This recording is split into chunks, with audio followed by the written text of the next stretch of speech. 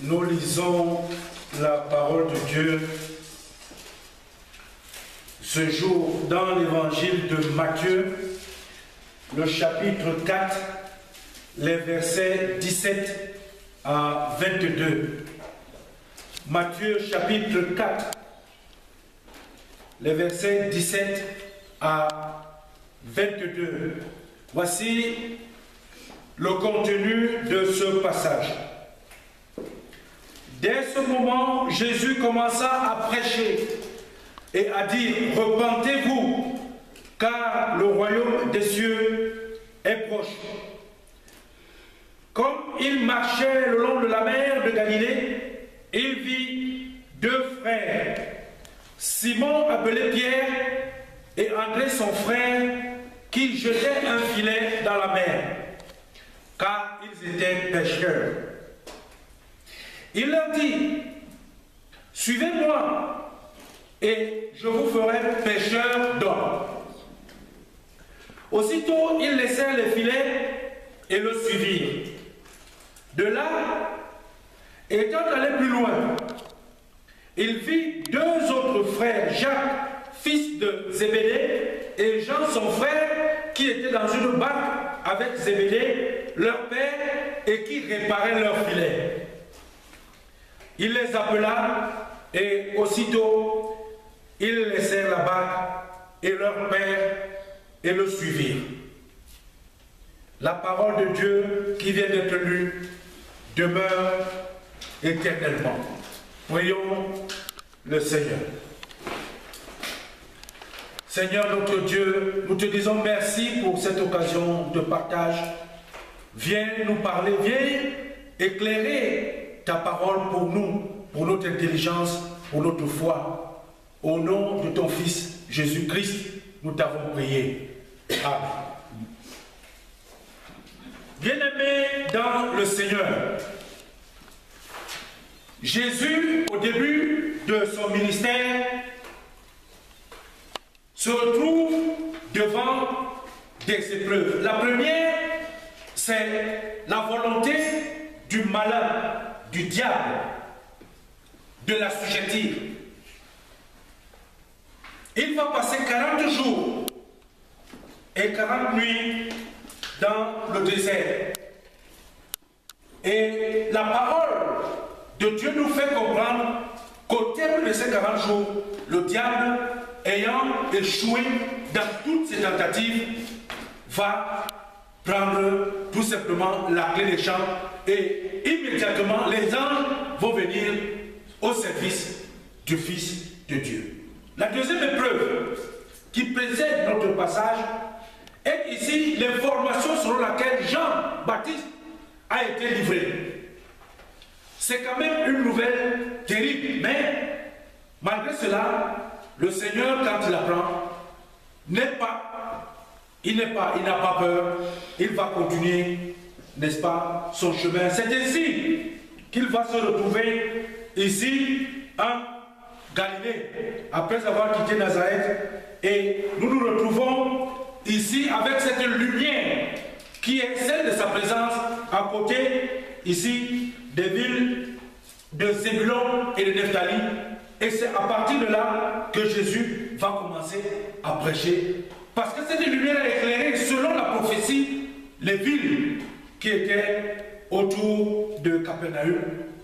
Jésus va commencer à prêcher en disant ceci, « Repentez-vous, car le royaume des cieux est proche. » Mais loin de la prédication de Jésus, je voudrais partager avec vous une ou deux leçons sur deux évidences.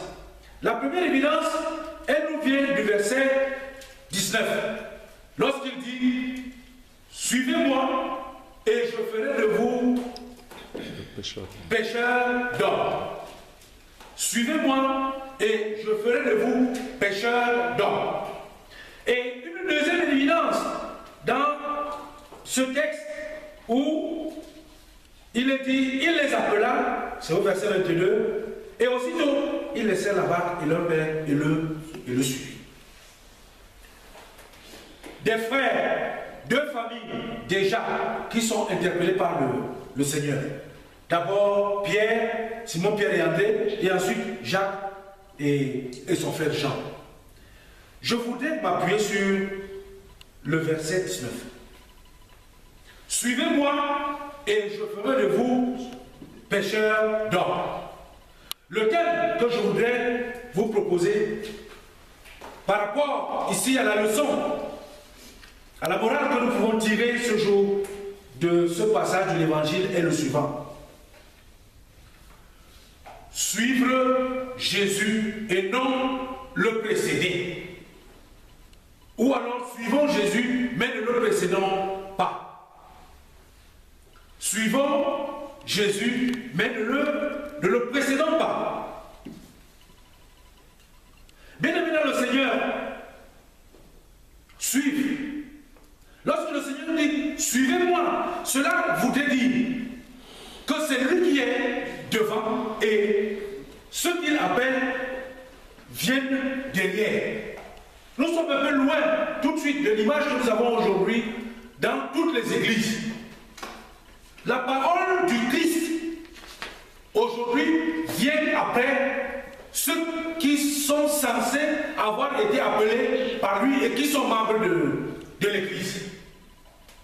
Que ce soit le clergé, que ce soit le laïcat, aujourd'hui, la parole, parce que lorsque le Seigneur Jésus dit « Suivez-moi, je ferai vous pécheurs d'hommes », c'est en référence à ce qu'il dit à la fin que « Enseignez-leur ce que je vous ai prescrit ».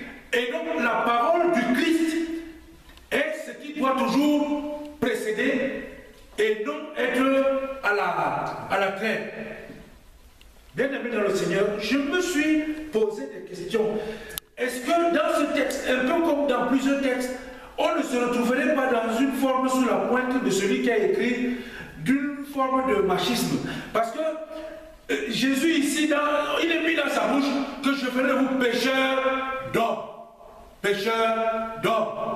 Mais pourquoi pas pécheurs de femmes? Ou bien pécheurs d'enfants? Ou autre chose. On a comme l'impression que nous sommes ici là dans un texte purement masculin, ça veut dire que ça n'intéresse que les hommes. Parce qu'il faut comprendre que dans le texte grec, l'appellation homme n'est pas toujours prise dans le sens de homme-femme, suivant les textes. Mais ici, je voudrais attirer l'attention en disant que suivez-moi, je ferai vous pécheurs d'hommes, comme si il n'y avait que des hommes. Non. Il s'agit bel et bien de la gente humaine. Il s'agit de la gente humaine. Eh bien, je me suis posé également encore des questions. Quelle qualité d'homme? Parce que aller à la pêche, Simon Pierre comme son frère André, ou encore Jacques et Jean, sont des pêcheurs. Quand on s'en va à la pêche, on sait qu'il y a des poissons. On ne sait pas pêcher des poissons. Si on est habitué à pêcher des poissons, on sait que quand on pêche, on retire, il y a plusieurs catégories de poissons. Et que ce ne sont pas tous les poissons qu'on a pêchés que l'on va consommer. Ou bien que tous les poissons qu'on a pêchés qu'on va conserver. Alors, quand il est question de c'est tous les hommes où il y a qu'on va pêcher, ou alors il y a quel genre d'hommes que les disciples doivent pêcher. Je me suis posé énormément de questions à ce niveau. Mais, bien aimé dans le Seigneur, la parole de Dieu explique la parole de Dieu, parce que le Seigneur dit baptisez-les. On s'en va proclamer la parole, baptisez au nom du Père, du Fils, du Saint-Esprit, et enseignez ce que je vous ai prescrit. Voilà. Cela veut dire qu'il n'y a pas de distinction dans cette pêche. Le rôle du disciple est simplement de pêcher et d'enseigner ce que le Seigneur Jésus a prescrit. Et bien aimé dans le Seigneur, cela soulève plusieurs autres interrogations. Suivez-moi, je ferai de vous pêcheurs d'hommes. Lorsqu'aujourd'hui, ceux qui sont censés être les disciples, eux, sont déjà devant le Seigneur. Quel genre de pêche font-ils? Quel genre de pêche les pasteurs font aujourd'hui, bien les anciens d'église, ou même parfois des simples chrétiens? Quel genre de pêche? Ils pêchent quoi? S'ils pêchent des hommes, mais qu'est-ce qu'ils les enseignent? Puisqu'ils sont déjà devant le Christ, ils ont précédé les enseignements du Christ. Ils enseignent quoi? Parce que pour pouvoir enseigner, bien aimé le Seigneur, il est évident qu'il faut d'abord avoir appris. Eh bien, nous sommes ici au début du ministère. Quand il dit « Je ferai de vous pécheurs », je ferai de vous pécheurs. L'Église a intérêt à attendre d'abord l'enseignement du Seigneur. Chaque chrétien, chaque pasteur, avant d'agir, doit d'abord se référer à la parole du Seigneur. Nous devons d'abord manger cette parole. Nous devons la boire au quotidien pour prétendre enfin nous mettre, n'est-ce pas, devant notre personne pour pouvoir enseigner. Mais qu'est-ce que nous enseignons aujourd'hui? Si l'Église se retrouve en difficulté, c'est parce que les enseignements qui sont donnés n'ont rien à voir avec les enseignements de Jésus-Christ. Pour la simple raison que nous avons précédé aujourd'hui. C'est le Seigneur Jésus qui vient derrière nous quand il peut encore venir. Et nous sommes devant. Les enseignements aujourd'hui, dans l'Église, dans le monde entier, sont des enseignements qui ont tendance à être des enseignements humains. Nous enseignons aujourd'hui les problèmes sociaux et non la parole de Dieu. Nous avons des préoccupations qui nous viennent des formes de vie dans les entreprises que nous voulons appliquer à la vie de l'Église, mais ce n'est pas ça ce que le Seigneur Jésus dit. Parce que je ferai de vous des pécheurs, donc à un seul sens, c'est que quand vous aurez appris, quand vous aurez vécu avec moi, ainsi vous pourrez vous aussi vous adresser à d'autres personnes pour leur dire ce que moi, le Seigneur, je vous ai enseigné. Bien-aimés dans le Seigneur, à l'évidence, les premiers disciples étaient vraiment des bons disciples. Parce qu'il y avait dans la geste de ces personnes l'obéissance. Une obéissance où quelqu'un laisse son père tout de suite en présence du Seigneur. Ils avaient le sentiment d'être en présence de quelque chose d'exceptionnel. C'est pour ça qu'ils pouvaient laisser tout de suite tout ce qu'ils étaient en train de faire et se mettre derrière le Seigneur Jésus-Christ. Il les appela et aussitôt, il n'y a pas un temps d'arrêt. Tout de suite, ils se lèvent, c'est pour changer complètement de vie. Suivez-moi. Le Seigneur Jésus nous dit aujourd'hui, bien aimés dans le Seigneur, nous qui sommes ici dans notre communauté, suivez-moi et je ferai de vous pécheurs d'hommes. Nous avons un très grand travail tout le temps que nous sommes avec le Seigneur dans l'Église.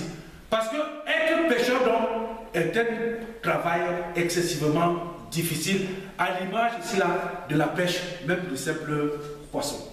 Parce que les hommes que nous devons pêcher aujourd'hui sont difficiles. Ils sont de tout genre. Il y a là-dedans des personnes méchantes, des personnes mauvaises, de tout ce qu'on peut avoir comme qualificatif. Des personnes retors, des gens...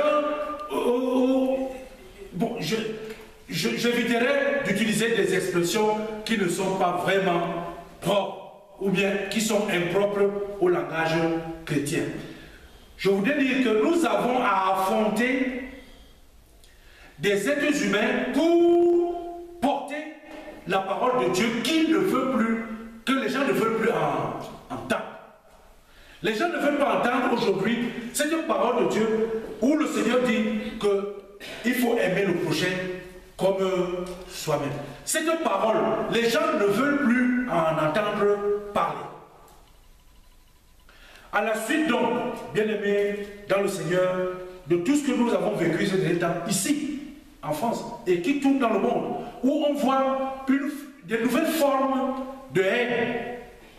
se développer, nous devons être participants, nous aussi, de cette bataille contre le mur de la haine, pour dire non.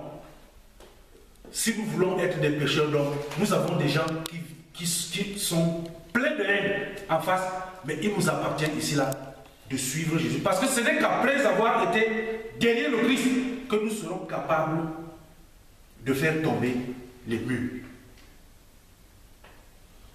Suivons Jésus, mais ne le précédons pas. Que le Seigneur lui-même nous aide, une fois de plus, à pouvoir vivre sa parole, à essayer de l'appliquer en étant derrière lui tout le temps pour être efficace dans notre ministère d'évangélisation. Amen. Suivons Jésus, ne le précédons pas. Nous prions. Nous te disons merci, Éternel, pour cette parole que nous venons d'entendre. Merci une fois de plus pour le message qui nous a été transmis par ton serviteur. Nous demandons maintenant la présence de ton Esprit Saint en nous pour bien méditer ce message, pour qu'il produise des fruits en nous.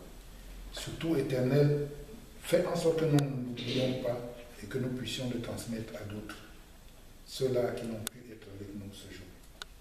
À celui qui nous a enseigné ta parole ce jour, Éternel, ne le laisse pas vide. Continue à l'éclairer afin que chaque jour qu'il aura un message à nous transmettre, que ce soit ton message de paix, de vérité. Nous t'avons prié au nom de Jésus.